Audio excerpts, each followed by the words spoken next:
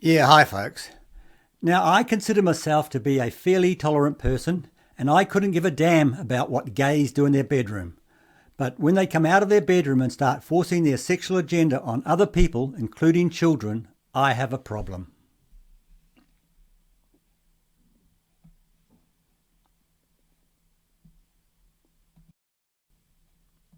Police are calling a paint attack on a central Auckland rainbow crossing a hate crime.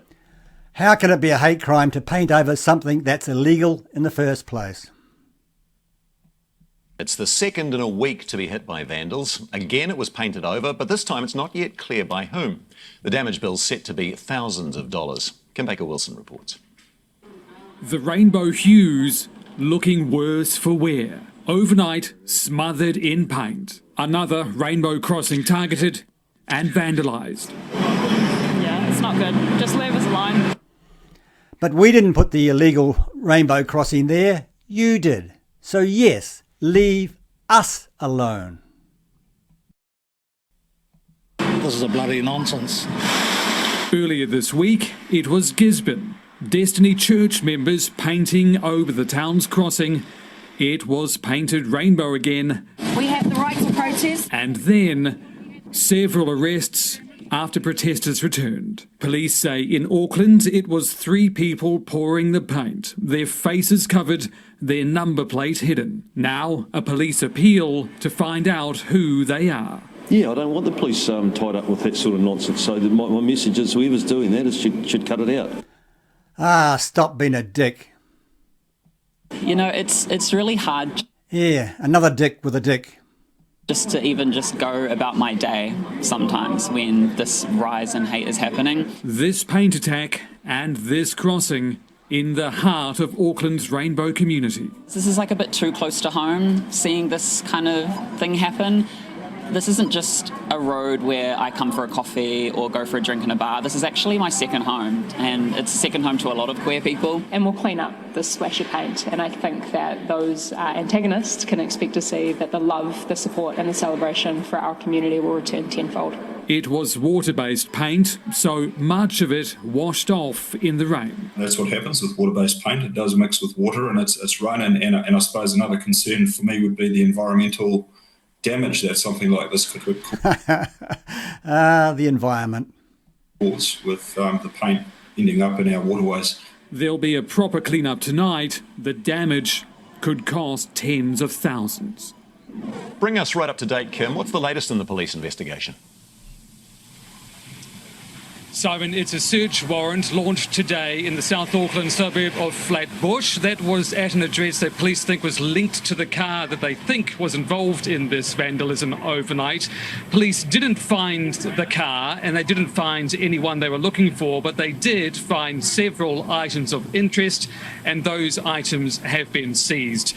Brian Tamaki at Destiny Church doesn't appear to be saying or confirming either way whether Destiny Church is involved in what happened here overnight, but he did put up an opinion piece online today where he said that this is only the beginning. As for what happens here next at the crossing itself, Auckland Council staff will be coming in tonight. The road will be closed for a time. Council workers will then get as much of the paint off as they can. It goes right down the road, and then they should have a much better idea of how much damage there is and a much better idea of how much it will cost to fix it. A black and white one would certainly be cheaper and last longer. Now, in this clip, while Sean Plunket has been a dickhead, Brian Tamaki should get a medal. Leading the charge against blokes getting dressed up as parodies of women and reading stories to kids in public libraries is Bishop Brian Tamaki, who joins us on the line now. Brian, welcome to the platform. Nice to have you with us. Yes, it's a very good morning. Thank you, Sean. All right, Brian. Sorry, are you on the speakerphone, Brian? Yeah, you want to put it on my ear? Yeah, it's just the quality's not very good. You sound a long way away. So if you could just... Is that better? Yeah, that's better. Thank you, mate. No problems. Look, I take it you and your supporters or your brethren are regarding yesterday as a failure, given that the drag queen story time went ahead? No, it didn't. It was only the library workers that were inside and a few of the LGBT community. We definitely won that one as well. Don't forget we shut down Rotorua. Hastings then cancelled theirs. Gisborne, this one here, and we will be also looking at ones that are coming up in Wellington and other places around the country. In fact, it's everywhere. Brian, I might agree with you morally about the benefits or the merits or otherwise of drag queen story time, but I don't know that I'm particularly comfortable to live in a country where a bunch of people can basically bully other people into not doing something. Who's the bully? You. Wow, going by your logic, Posey Parker was the bully.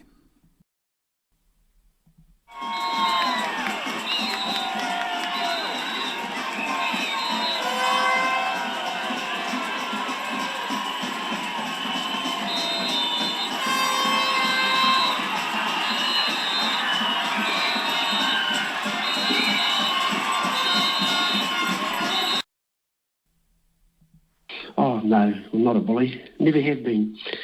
We have a right to protest. You've used language I've seen in your social media, things like fighting, or we're going to beat them, we're going to win. It's very confrontational, Brian.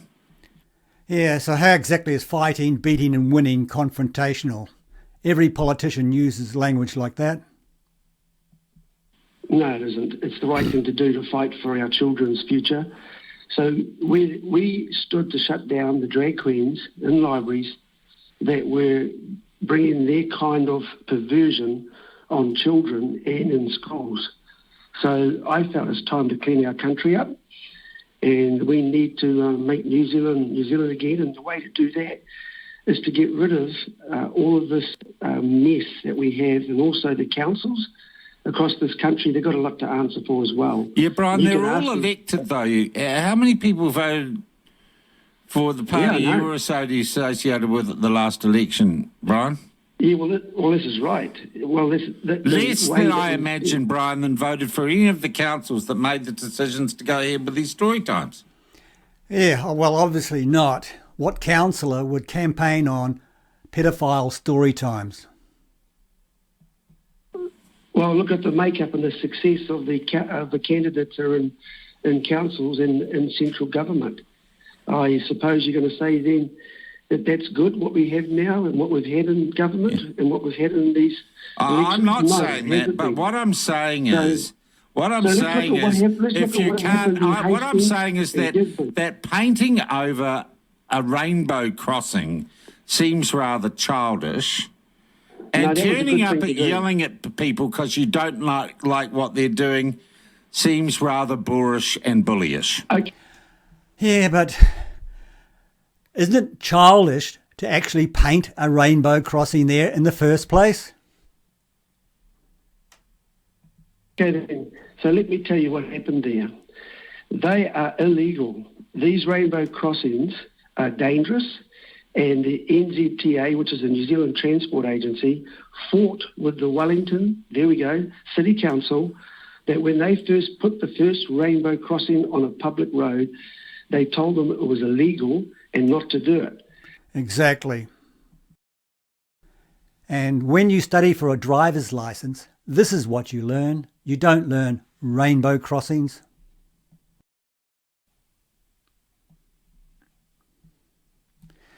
Yeah, now folks, I've often wondered about the rainbow and how the gay minority acquired it and thus stopping opposing people from using it. Anyone who markets their product these days using the rainbow is automatically linked to gays. That is so wrong.